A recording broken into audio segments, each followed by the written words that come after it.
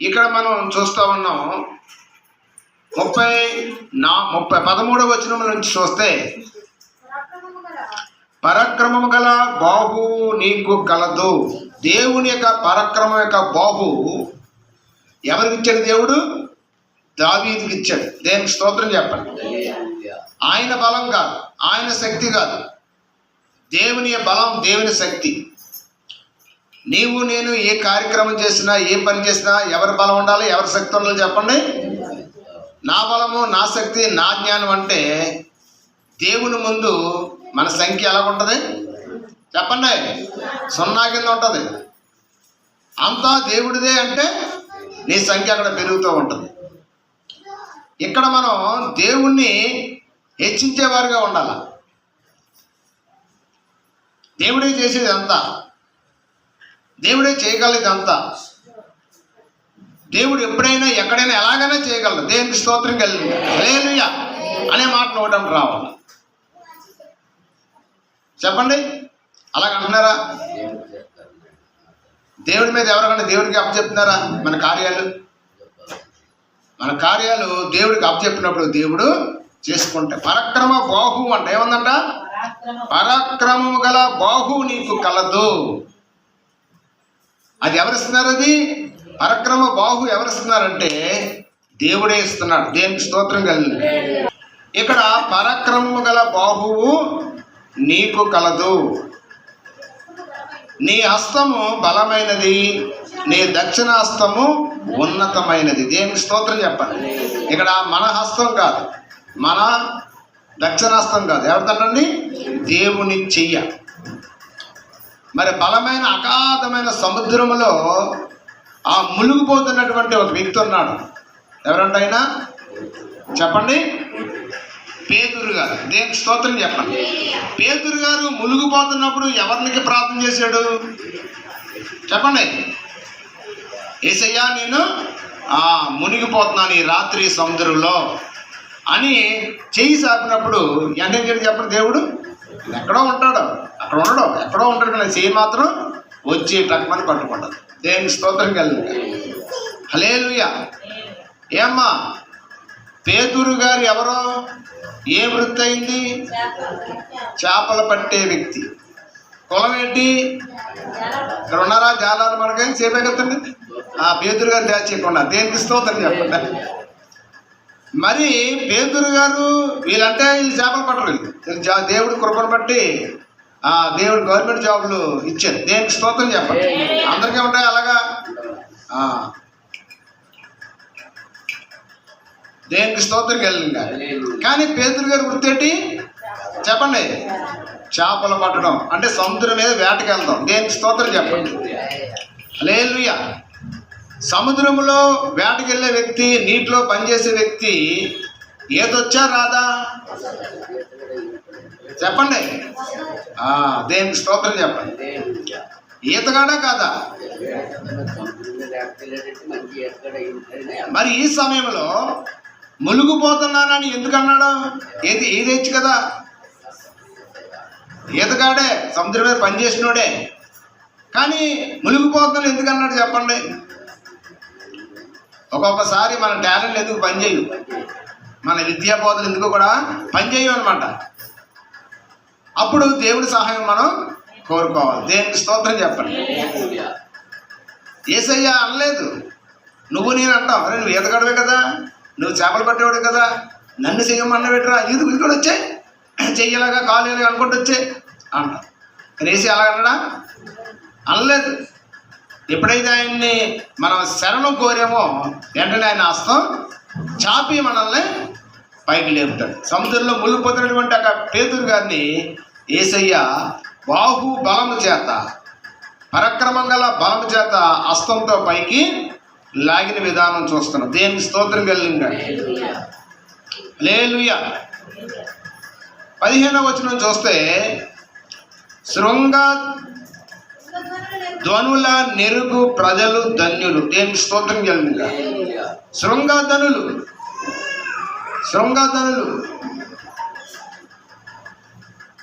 దేవుణ్ణి ఆరాధించడం, దేవుని కీర్తించడం, శృంగారమైనటువంటి ఆ ధ్వనులు ఆ యొక్క మ్యూజిక్, ఆ యొక్క సంగీతం అంటే ఎంతో యేసయ్యకి ఇష్టం. దేనికి స్తోత్రం చెప్పండి. హల్లెలూయా. ఎక్కడైనా సరే మీటింగ్లు పెట్టినా, క్రిస్మస్ పెట్టినా, అక్కడ ఉన్నటువంటి సందర్భాన్ని బట్టి వాళ్ళు ఉన్నా లేకపోయినా పాపం ఏం చేస్తారంట, ఆర్కెస్ట్రా పెడతారు. హల్లెలూయా. సంగీతం పెడతారు, పెట్టి ఆ యొక్క కార్యక్రమాలని జరిగిస్తారు. దేనికి స్తోత్రం కలిగింగా. హల్లెలూయా. ఇక్కడ మనం చూస్తూ ఉన్నాం, శృంగ ధ్వనులతో, ఆర్భాటముతో,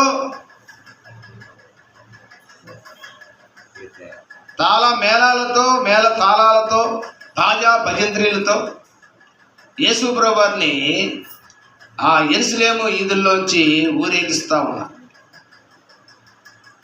ఇక్కడ శృంగ ధ్వనులు నెరుగు ధన్యులు. ఆయన దగ్గర ఉన్నటువంటి అందరూ ధన్యులు. అందరూ కూడా ఆయన్ని పూజిస్తూ ఉన్నారు, ఆరాధిస్తూ ఉన్నారు, వెంబడిస్తూ ఉన్నారు. రాత్రి మనం చెప్పుకున్నట్టు హోసన్నా జయము జయము అంటున్నారు.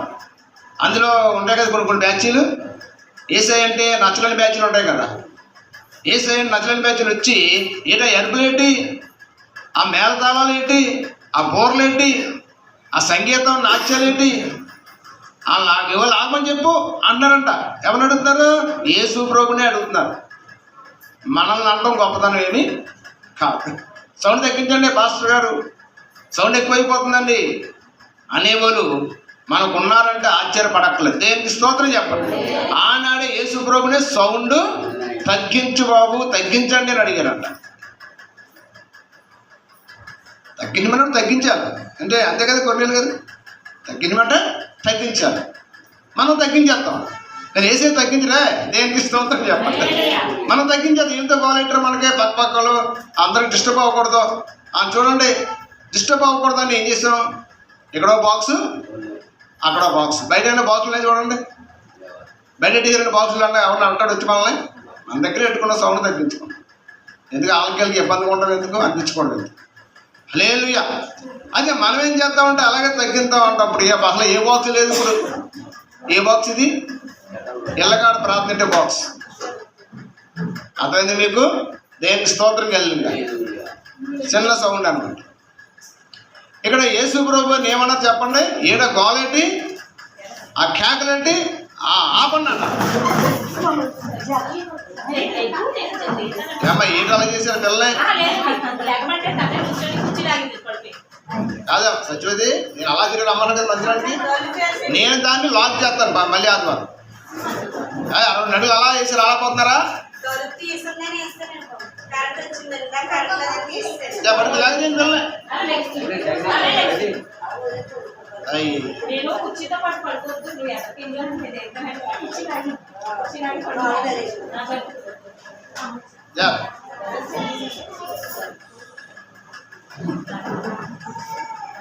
దేనికి స్తోత్రం కలిగాక. హల్లెలూయా. కూర్చోండి కూర్చోండి. ఇప్పుడు వచ్చేసరికి దేనికి స్తోత్రం కలిగాక. హల్లెలూయా. చెప్పండి అమ్మా. సౌండ్ తగ్గించండి. ఆ గోలేంటి, ఆ అలరేంటి, ఆ యొక్క శృంగ ధ్వనులేంటి అని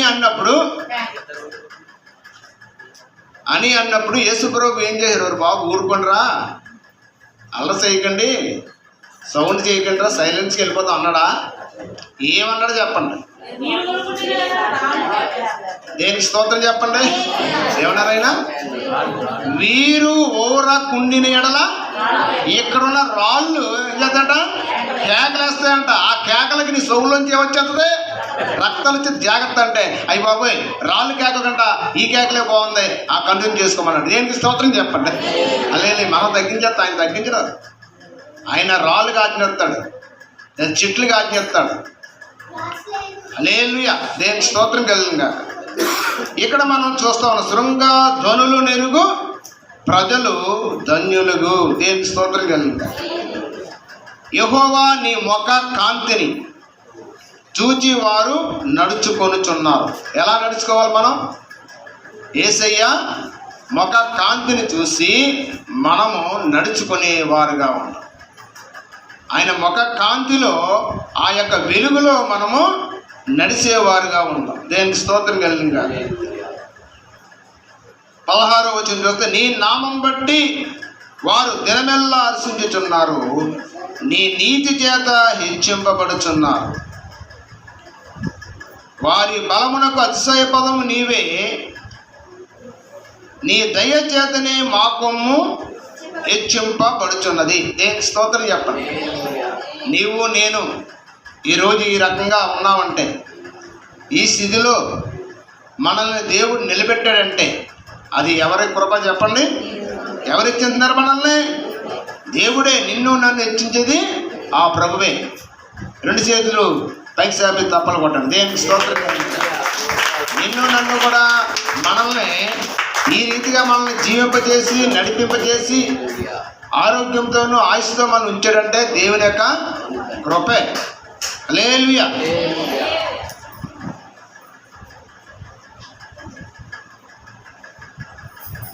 పద్దెనిమిదిలో మా కేడము యెహోవా వశము. మనమంతా దేవుని వశం అయిపోవాలా. మనము దేవుని వశంలో ఉండాలి. మనం కూర్చోవడము, లేగడము, నిద్రించడం అంతా కూడా దేవుని యొక్క ఆధీనంలోనే జరగాలి. దేనికి స్తోత్రం జరగదు. హల్లెలూయా. ఆయన ఆధీనంలో, ఆయన వశంలో ఉండాలి. తర్వాత 2వ లైన్, మహారాజు ఇశ్రాయేలు పరిశుద్ధ దేవుని వాడు. దేనికి స్తోత్రం చెప్పండి. మన రాజు ఎలాంటి రాజు అంట? ఇశ్రాయేలు పరిశుద్ధ దేవుని వాడు. హల్లెలూయా. అప్పుడు నీవు దర్శనమున నీ భక్తులతో ఇట్లు సెలవిచ్చి ఉంటివి. దేనికి స్తోత్రం కలిగిందా. ఆయన దర్శనం ద్వారాగా మనతో మాట్లాడతాడు. దర్శనం ద్వారాగా మనతో మనకి ఏం చెయ్యాలని తెలియజేస్తాడు. మనం ఎలా ఉండాలో కూడా చెబుతాడు ఆయన దర్శనం ద్వారా. ఆ దర్శనము పొందుకునే స్థితిలో నీవు ఉండాలి. ఆ దర్శనం పొందుకునే స్థితిలో నీవు ఉన్నప్పుడు నీకు దేవుడు నిన్ను దర్శనమిస్తాడు. హల్లెలూయా. ఏమన్నాడంటే, నేను ఒక సూర్యునికి సహాయం చేసి ఉన్నాను, ప్రజల్లో నుండి ఏర్పరచబడిన ఒకని నేను హెచ్చించి ఉన్నాను. దేనికి స్తోత్రం కలిగిందా.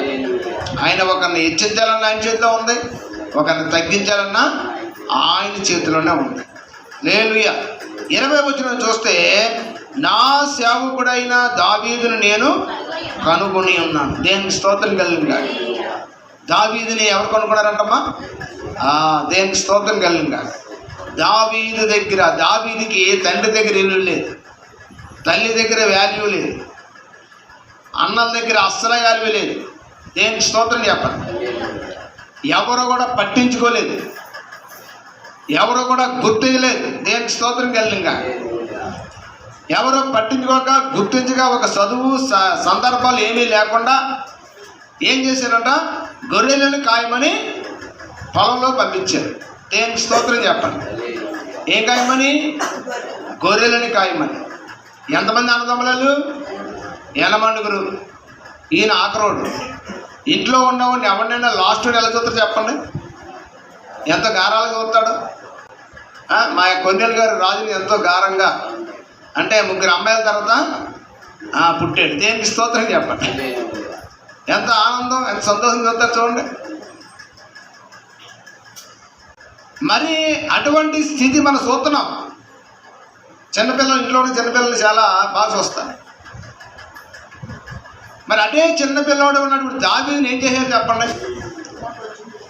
విద్యాభ్యాసం ఇచ్చారా? చదువు సంఖ్యలు అప్పచెప్పారా? ఏం చేశారు చెప్పండి? గొర్రెలను కాసుకోవడం పంపించేసారు. ఇంట్లో చిన్నోళ్ళని జాగ్రత్తగా అలా ముద్దుగా చూస్తారు, గారం పెడతారు. కానీ దావీదు జీవితంలో గారం ఏమీ లేదు, అచ్చడా లేదు, ముచ్చటా లేదు. దేనికి స్తోత్రం చెప్పండి. కానీ ఎవరో కనుగొన్నారంటప్పుడు చెప్పండి, కుటుంబం విడిచిపెట్టేసింది, కుటుంబం వెలివేసినట్టు అయిపోయింది, కుటుంబం దూరం చేసింది. కానీ దేవుడు ఏం చెప్పండి, ఇప్పుడు దేవుడు కనుగొన్నాడు. దేనికి స్తోత్రం చెప్పండి. దేవుడు అంటాడనమాట, నిన్ను గొర్రెలు కాయడానికి పంపించారు కాబట్టి నిన్ను నా ప్రజలను కాసేవాడుగా ఉంచుతాను. దేనికి స్తోత్రం చెప్పండి. హల్లెలూయా. నువ్వు గొర్రెలు కాయడం కాదు, ఇశ్రాయేలు ప్రజలను నువ్వు ఏలే రాజుగా చేస్తాను.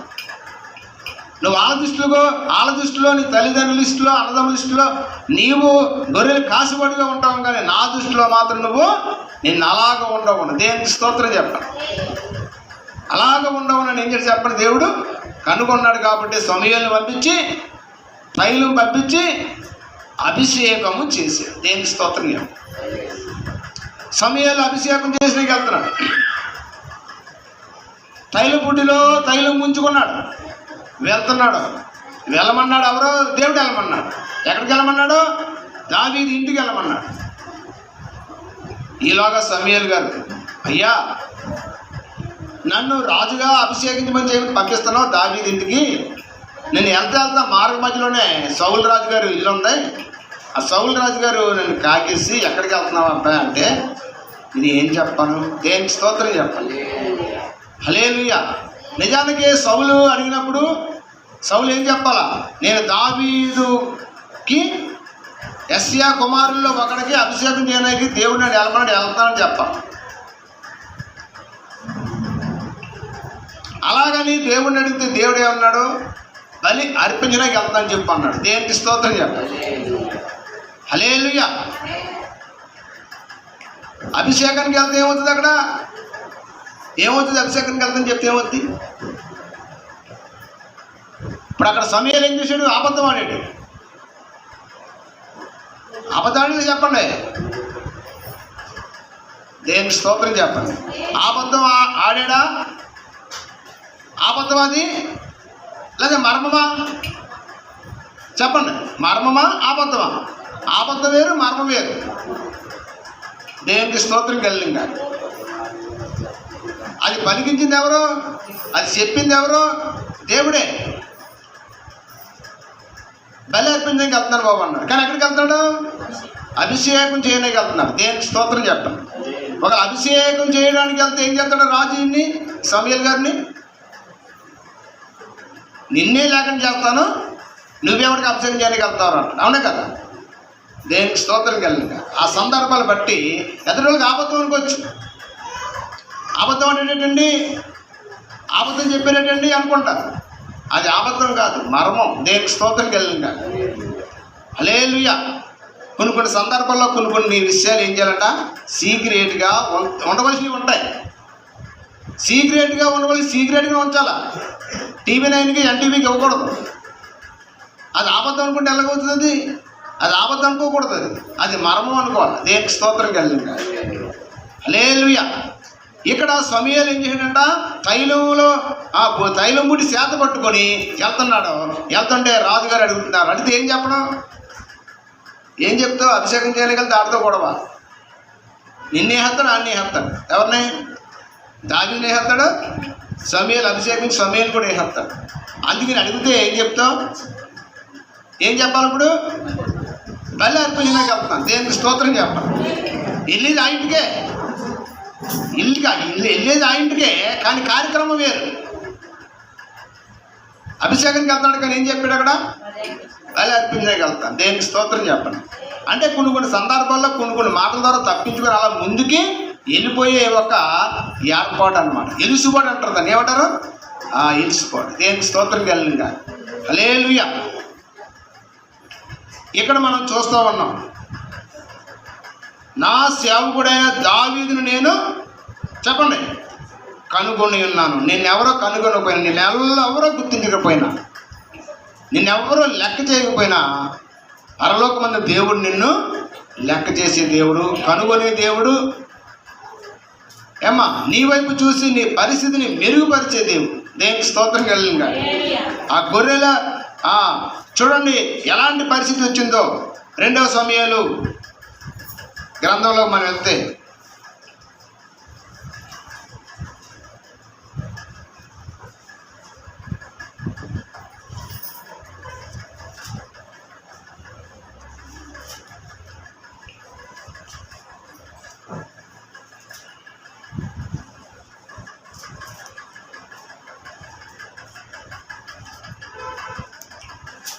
ఆరాధ్యం తీయమా. 2వ సమూయేలు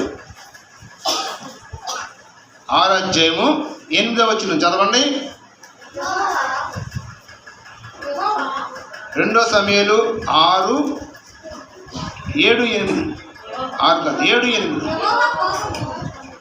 7వ అధ్యాయము 2 సమూయేలు 7వ అధ్యాయము 8వ వచనం. కాబట్టి నీవు నా సేవకుడు దావీదుతో ఇలాగ చెప్పుము, సైన్యములకు అధిపతి యెహోవా నీకు సెలవిచ్చినది ఏమనగా, గొర్రెల కాపులోనున్న నిన్ను గొర్రెల దొడ్డిలో నుండి తీసి ఇశ్రాయేలీయులను నా జనుల మీద అధిపతిగా నియమించితిని. దేవునికి స్తోత్రం చెప్పండి. హల్లెలూయా. వాళ్ళు ఏం చేశారు? గొర్రెలు కాపులో పెట్టారు, గొర్రెలు దొడ్లో పెట్టారు. దేవుడిని చెప్పండి, దేవుడిని చేయడంట, ఇశ్రాయేలైన నా జనుల మీద నిన్ను అధిపతిగా నియమించాను. దేనికి స్తోత్రం కలిగాక.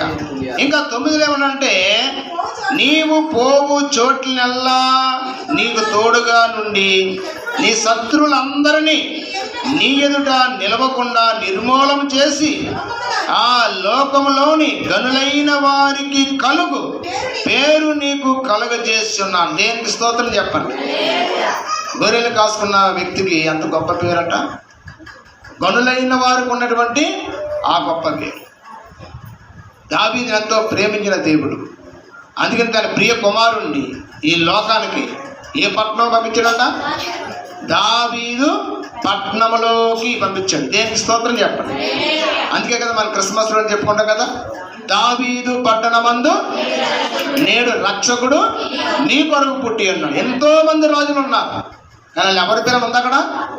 లేదు. దేనికి స్తోత్రం కలిగిందా? దేవుడు కనుగొన్నాడు కాబట్టి, దేవుడు ఏర్పరచుకున్నాడు కాబట్టి దావీదు వంశంలోని యేసు ప్రభు వంశావళిని ఆయన పుట్టుక గురించి రాయబడ్డారు. హల్లెలూయా. దేనికి స్తోత్రం కలిగిందాక. మళ్ళీ కీర్తన గ్రంథంలోకి వచ్చేద్దాం.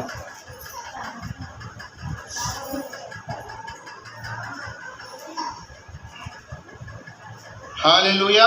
దేనికి స్తోత్రం కలిగిందాక. ఇక్కడ మనం చూస్తూ ఉన్నాం 21:20 నా సేవకుడు దావీదు నేను కనుగొని ఉన్నాను, నా పరిశుద్ధ తైలముతో అతను అభిషేకం చేశాను. దేనికి స్తోత్రం చెప్పండి. ఆ అభిషేక తైలం ఎవరు పట్టుకెళ్ళారంట? సమూయేలు పట్టుకెళ్ళాడు. సమూయేలు పట్టుకెళ్ళి తల్లిదండ్రులు ఎదుర్కొంటా, బంధుమిత్రులు ఎదుర్కొంటా, అన్నయ్యలు ఎదుర్కొంటా ఏం చేయడంట? అభిషేకం చేశాడు. దేనికి స్తోత్రం కలిగిన. తర్వాత తెలుస్తుంది రాజుకి. వెళ్తే ఎవరికి కావాలి, ఎవడేం చెప్తాడో తెలిస్తే అబ్బోబడి పని అయిపోయింది. దేనికి స్తోత్రం చెప్పండి. జరగల అభిషేకం జరిగిపోయింది. ఒకవేళ అడిగితే రాజు ఏం చెప్తాడు? నాతో బెల్లర్పించకెళ్ళి నువ్వు అభిషేకం చేసావా అని అడిగితే ఏమో దేవుడు చెప్పన్నాడు, చెప్పింది. దేనికి స్తోత్రం చెప్పండి. నా తప్పేం కాదు, నేనే అబద్ధం ఆడలేదు. ఆ దేవుడు మరణపెట్టుకుని మరణం పెట్టాడు అంతే. నీకు చెప్తే నన్ననే వేస్తావు, అన్ననే వేస్తావు. దేనికి స్తోత్రం కలిగిందా. జరిగిపోయింది. ఎంతోమంది అందరూ చూస్తుండగా, 7 అన్నయ్యలు చూస్తుండగా, తల్లిదండ్రులు చూస్తుండగా, పాలేరులు అందరూ చూస్తుండగా ఏందమ్మా చెప్పండి. హల్లెలూయా.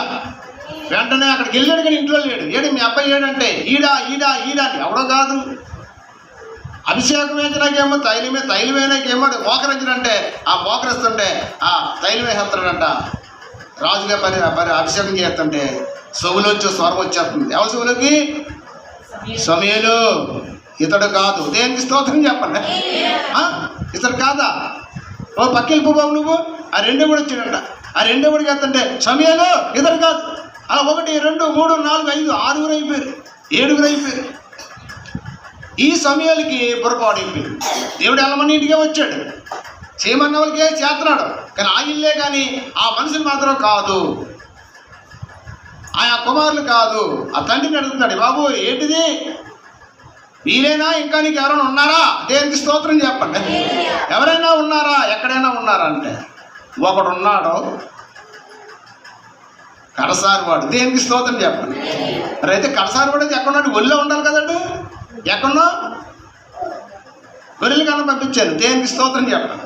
ఆ గొర్రెలు కానీ పంపిస్తే వెంటనే కబురు చేయి, దేవుడు నన్ను పంపించాడు, నీ కొడుకు అభిషేకం చేయాలి. దేనికి స్తోత్రం చెప్పండి.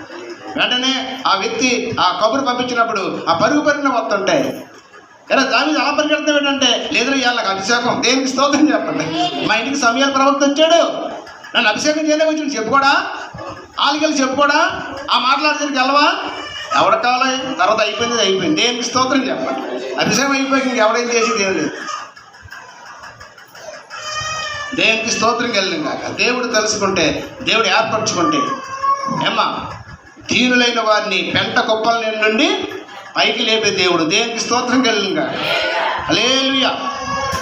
ఇక్కడ అదే ఉంది, పరిశుద్ధ తైలంతో అతన్ని అభిషేకించున్నాను, నా చెయ్యి ఎడతెగగా అతనికి తోడై ఉండును. దేవునికి స్తోత్రం కలిగిన కాక. చెయ్యి ఎడతెగగా తోడై ఉంటుంది. మనుషులు చెయ్యి ఒకప్పుడు ఎలాగెళ్తుంది, ఒకప్పుడు ఎలాగొస్తుంది, ఒకప్పుడు ఎలాగెళ్తుంది, ఎలాగెళ్తుంది. కానీ దేవుడి చెయ్యి ఎలాగుంటుందంట చెప్పండి. దేవుని చెయ్యి మారనిది, మరువనిది. దేవుని స్తోత్రం చెప్పండి. హల్లెలూయా. ఆయన చేతిలో, ఆయన చేతి వాటంలో ఎప్పుడు కూడా తేడాలు ఉండవు. దేవుని స్తోత్రం కలిగింగా. హల్లెలూయా. అతనికి తోడైయుండును, నా బాహుబలము అతన్ని బలపరచును. దేవుని స్తోత్రం కలిగింగా. మనల్ని ఎవరు ఎంతమంది మనం బలహీనపరిచినా దేవుని బాహుబలం చేస్తాడు, మనల్ని బలపరుస్తూ ముందుకి నడిపిస్తుంది. దేవునికి స్తోత్రం కలిగింగా. హల్లెలూయా. ఇక్కడ ఏముందంటే అక్కడ ఏ శత్రువును అతని మీద జయమును పొందాడు. హల్లెలూయా. అభిషేకము పొందినటువంటి దావీదు మీదకి ఎవడు వచ్చి ఏమీ చేయలేకపోయాడు. దేవునికి స్తోత్రం చెప్పండి. ఎందుకంటే దేవుడి అభిషేకం ఆయన మీద ఉంది కాబట్టి, దేవుడు ఆయన అభిషేకించుకున్నాడు కాబట్టి. అందుకే సౌలు 1000 కొద్దిగాను చెప్పండి. రెండో మాట, దావీదు 10,000 కొద్దిగాను. అంటే సౌలు 1000 మందికి భోజనం పెట్టాడా, దావీదు 10,000 మందికి భోజనం పెట్టాడా? ఇదా మాట. సౌలు 1000 కొద్ది అంటే, దావీదు 10,000 కొద్ది అంటే అర్థం ఏంటి? సౌలు 1000 మంది కట్టాడమ్మా పోయినాళ్ళు, దావీదు అయితే 10,000 మంది కట్టాడమ్మా పోయినాళ్ళు అంటావా? అదేంటది? సౌలు వెళ్తే యుద్ధానికి వెళ్తే 1000 మంది చంపకూడంట. ఎంతమంది అమ్మా? ఇంకా అక్కడి నుంచి లేదు ఇంకా. కానీ అదే దావీదు వెళ్తే 10,000 తలకాలు గాలి ఎగరేసి కూడా అంట. దేవునికి స్తోత్రం చెప్పండి. మరి ఎవరి బాహుబలం అది? దేవుడు బాహుబలం ఆయనకు తోడే ఉంది కాబట్టి శత్రువులు ఏం చేయారంట, ఆయన ఎదుట నిలవకుండా వెళ్ళిపోయారంట. దేవునికి ఏ శత్రువు అని నిజమా, ఏ శత్రువును అతని మీద జయము నొందడు. దేవునికి స్తోత్రం కలిగింది. దోషకారులు అతన్ని బాధపరచరు. దేవునికి స్తోత్రం కలిగింది. 23లో అతని ఎదుట నిలవకుండా అతని విరోధులను నేను పడగొట్టేదని. దేవునికి స్తోత్రం కలిగింది. అతని మీద పగబట్టు వారిని ఎదురంట మొత్తెదను. దేవునికి స్తోత్రం కలిగింది. 24 చూస్తే నా విశ్వాసత్యు నా కృపయు అతనికి తోడై ఉండను. దేవుని కృప కూడా మనకి ఎలా ఉండాలంట, తోడై ఉండాలి. ఇంకా నా నామం బట్టి అతని కొమ్ము హెచ్చింపబడును. నేను సముద్రం మీద అతన్ని చేతిని, నదుల మీద అతన్ని కుడి చేతిని ఉంచెదను. దేవునికి స్తోత్రం కలిగింగా. అంటే ఇక్కడ మాటలు చెప్పాలంటే దావీదు ఏది పట్టుకుంటే అది ఏమైపోయిందట. మనం అంటాం కదా, బట్టి పట్టుకుంటే బంగారం, బంగారం పట్టుకుంటే. దేవునికి స్తోత్రం చెప్పండి. దేవుడు నీకు తోడుంటే మట్టి అట్టుకుంటే ఏమైపోద్ది, బంగారం అయిపోతుంది. దేవునికి స్తోత్రం చెప్పండి. అందుకని దావీదు ఎక్కడికి వెళ్ళినా ఏ పని చేసినా అది దీవెనకరంగా ఉండేది, జయకరంగా ఉండేది. దేవునికి స్తోత్రం కలిగింగా. హల్లెలూయా. 26లోకి వస్తే నీవు నా తండ్రివి, నా దేవుడవు. దేవునికి స్తోత్రం చెప్పండి. నా రక్షణ దుర్గము అని అతడు నాకు మొరపెడతాడంట. దావీదులో ఉన్న స్పెషాలిటీ ఇది అనమాట. దావీదులో అసలైన ప్రార్థన చెప్పండి, ఏమటువంటి దేవుణ్ణి, నా తండ్రి, నా జన్మదిన తండ్రి నా తండ్రి కాడు, నీవే నా తండ్రివి, నీవే నా దేవుడవు. దేవునికి స్తోత్రం చెప్పండి అని ఏం చెప్పంటే, నా రక్షణ దుర్గమైన అతను నాకు మొరపెట్టును, కావున నేను అతన్ని నా జ్యేష్ఠ కుమారుడిగా చేయదు. తప్పలు కొట్టను. దేవునికి స్తోత్రం. దేవుడు జ్యేష్ఠ కుమారుడు ఎవరంటే చెప్పండి. ఇప్పుడు దావీదంట. దేవునికి స్తోత్రం చెప్పండి. దేవుడు దావీదు నా జ్యేష్ఠ కుమారుడికి ఆయన ప్రకటన చేసుకున్నాడు. ఆయన బైబిల్ గ్రంథంలో చూశారు కదా. ఆ జ్యేష్ఠ కుమారుడు వంశములో నుండి ఎవరు వచ్చారంట, ఇంకొక జ్యేష్ఠ కుమారుడు వచ్చాడు. దేవునికి స్తోత్రం చెప్పండి. ఆయన ఎవరు? యేసుక్రీస్తు ప్రభుని వారు. దేవునికి స్తోత్రం కలిగాక దేవుడి యొక్క మాటలు దీవించుగాక. సమయం అవుతుంది, ప్రార్థన చేసుకుందాం. దేవునికి స్తోత్రం కలిగాక.